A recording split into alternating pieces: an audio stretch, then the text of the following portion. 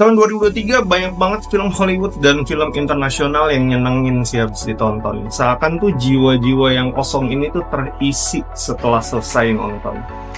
Sejujurnya susah banget asli buat nentuin mana film Hollywood dan film internasional yang masuk ke dalam list terfavorit. Semoga nggak mengecewakan, inilah 10 list film Hollywood dan internasional terfavorit yang pernah tayang di bioskop tahun 2023 versi TXT Anak Bioskop. Di urutan ke-10 ada The First Slam Dunk. Film anime ini bener-bener ngasih nostalgia yang paripurna ke semua fans Slam Dunk. Yang pastinya mereka udah kangen banget, termasuk gue yang udah kangen banget sama kelakuan Sakuragi dan Rukawa. Meskipun di film ini bukan tentang mereka berdua, tapi justru lebih epic. Ditambah final scene yang ngasih silent moment yang luar biasa gila. Gue inget banget setelah itu gue applause gak berhenti-berhenti anjir. Lanjut di urutan ke-9 ada Gran Turismo. Gue inget banget gimana seringnya gue rewatch film ini meskipun gak sebanyak Ford versus Ferrari. Tapi Gran Turismo ngasih momen merinding yang dibangun dengan rapi dari awal sampai akhir. Tipe from zero to hero kayak gini sih emang jarang ngecewain kalau eksekusinya rapi. Dan gue paling inget gimana mereka ngasih visual effect yang gokil banget. Disassemble, assemble lagi untuk mobil yang mereka kendarain dan masuk track. Semuanya dari visual effectnya mantep banget. Dan gue juga inget pas abis pulang nonton film itu gue jadi kayak pengen trek-trekan langsung, balapan di jalan. Jangan ditiru ya. Di urutan 8 ada John Wick Chapter 4. Nggak pernah lupa sama scene long shot adu mekanik yang bikin film ini sebenar-benarnya action movie of the year. Scene jatuh dari tangga dan ending scene yang bikin applause udah bikin otomatis film ini masuk ke top list film terfavorit. Ditambah film ini juga tetap bisa ngejaga pace dengan baik dari awal sampai akhir. Rasanya pengen juga punya jas anti peluru kayak gitu gak sih? Keren gila. Lanjut di urutan ke-7 ada Spider-Man Across the Spider-Verse. Miles dan Gwen melanjutkan petualangannya di sequel dari Into the Spider-Verse. Di film ini digambarin gimana Spider-Verse yang benar-benar lebih besar daripada yang pertama. Pas lihat trailer udah kebayang gimana gedenya, tapi pas nonton filmnya, wah, gue seneng banget cuy. Siapa sih Spider-Man favorit lo? Kalau gue sih Mayday, anaknya Peter B. Parker, lucu soalnya. Selanjutnya di urutan ke-6 ada Guardians of the Galaxy Volume 3. Ingat gimana pedihnya backstory dari Rocket? Wah, itu build up emosinya dari awal sampai akhir pedes abis.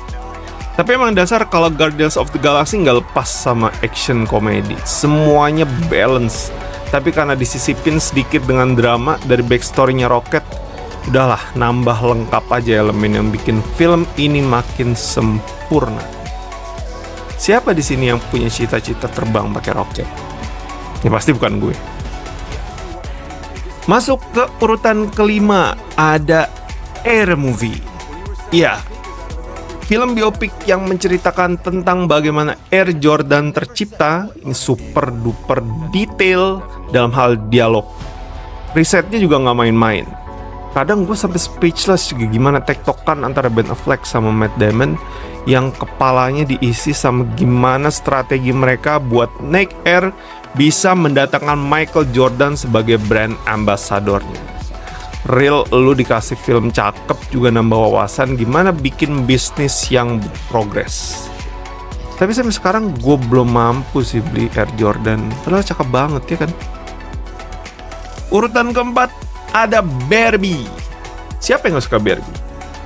Gue awalnya nggak tahu film ini ngarahin penontonnya kemana. Tapi ternyata di balik film ini yang serba berwarna dan penuh high heels, tema yang dibawa di film ini super duper berat dan mind blowing. Tapi gue suka. Gue juga baru lihat ada perusahaan yang ngeluarin duit buat ngerosting diri sendiri.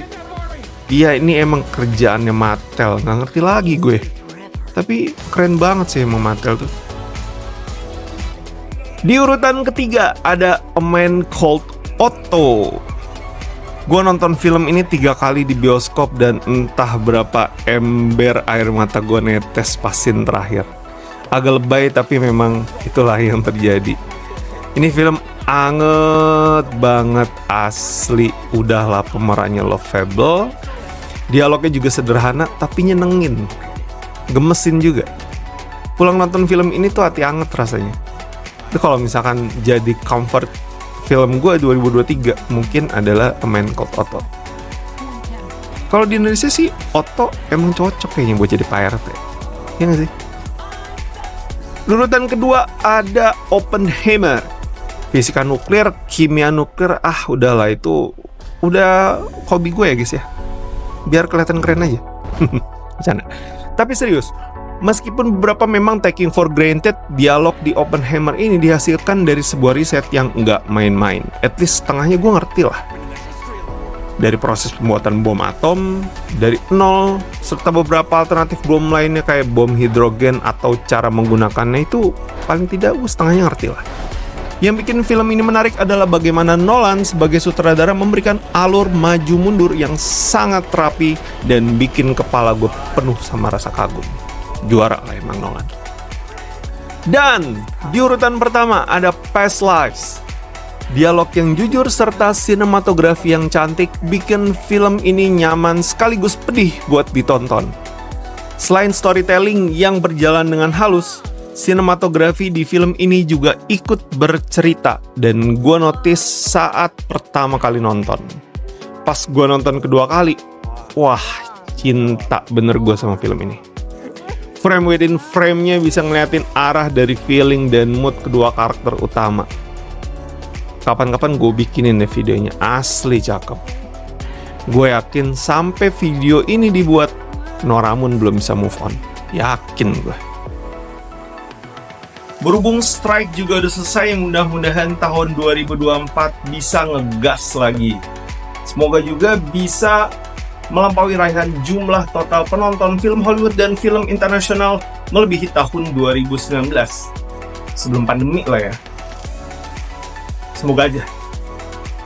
Dan gue dari Textiana Bioskop mengucapkan selamat tahun baru 2024. Sampai ketemu di film-film mantap lainnya tahun depan. Bye.